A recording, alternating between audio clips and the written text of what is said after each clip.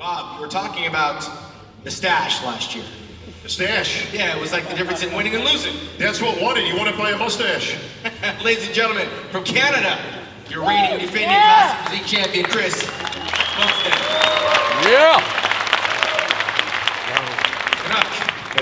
And might I add, the stash is a little thicker this year. It does look a little thicker, yes. Very Freddie singer from Queen. Well, listen, we're going to go a little back and forth here. We can't let this moment go. I got Breon Ansley here, two-time champion. He has no mustache.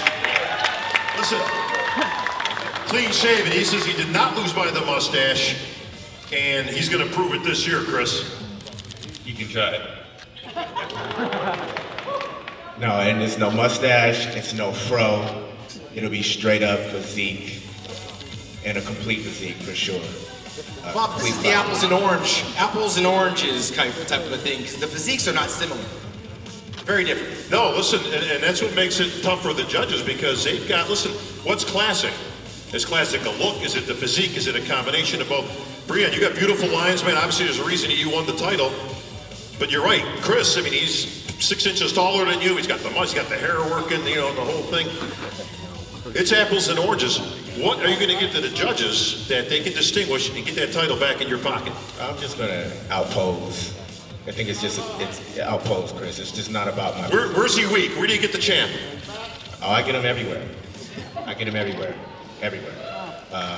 I'm more complete. I have a more superior physique from head to toe. And it's just about displaying it correctly. But first and foremost, let me thank, I would be remiss if I didn't thank Jake and, Tamer and Dan and the Olympia staff and committee. I know it was an arduous but yet courageous move to come into Orlando, and I'm very grateful to you guys, very grateful to you fans and supporters for following us here. You guys, make us, you guys are everything to us. Thank you guys so very much. And we get to display our hard work, and we're very grateful, I know all of us are, to put it on display finally for you guys at the end of the year to finish this year off very, very strong. But back to you, Dan. Excuse me, Dan. Dan, Bob, Bob. We're all in the same group. No, I don't need to. It's not a physique thing. Even though I improved in areas of my physique. Not a physique. It's the classic physique. What do you mean it's not a physique thing? As far as me taking the title. Why did he beat you last year? He beat me because.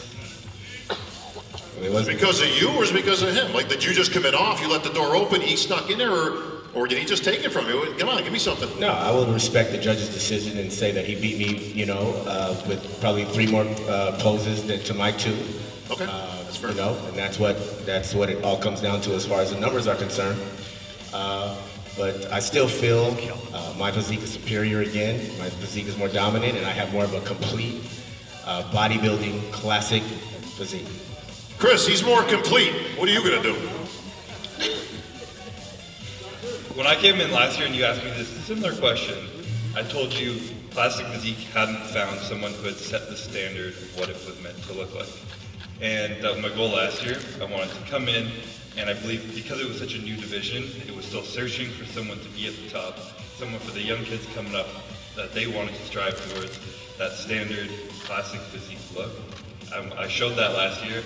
And I was young, and I was not complete, I was not 100%. This year I'm going to show an improved version of that, next year an improved version of that, and that's exactly what I'm going to do. I'm going to show you guys what the standard of Classic Physique is, and is going to be in the future, and I'm going to set it. Now, excellent, Chris.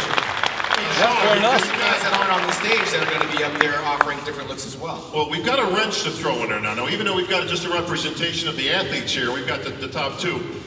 There's a little wrench thrown in there this year, and that's Logan Franklin. Now, I bring that up, I don't know if Logan's here, I hope he's here, but Logan has emerged as a strong contender for this title, had a great year.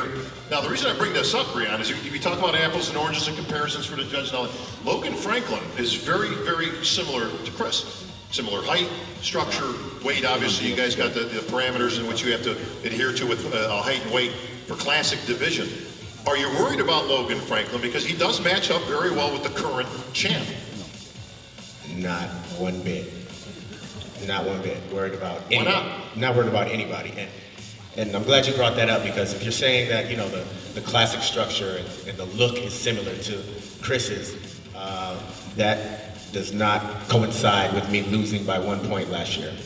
You know, that doesn't coincide by a shorter competitor, Alex Cambronero winning the Arnold Classic.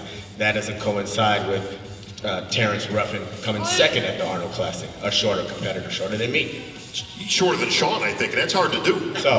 So for everybody out there talking about Classic is going in a certain direction, taller direction, this and that, think about all that. Think about all that, and that's, I want you to think long and hard about all that. And then, you know, the tides are going to turn again Saturday night anyway to a shorter Classic competitor in Breon Ansley.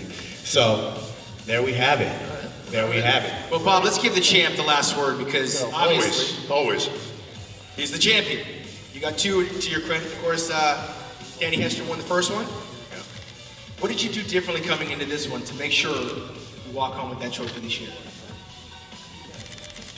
I mean, first off, I'm just fired up to be here right now. I'd love to be stern like Phil Heath over there, just glaring into the crowd, but I'm too excited. I can't hide my smile. It feels damn good to be back as the champ, and I'm excited to be here in front of you guys in Orlando. And I know we've all had some struggles finding gyms around our city and whatnot, but no struggle compared to what it must have been like moving this entire show across the entire country. So I'm grateful for Dan and the Olympia team that we can be here right now, put on a show for the crowd at home on pay-per-view watching this. Super grateful for everybody and just really excited to be here, to be completely honest. So, put that out there. Can't have my smile right now.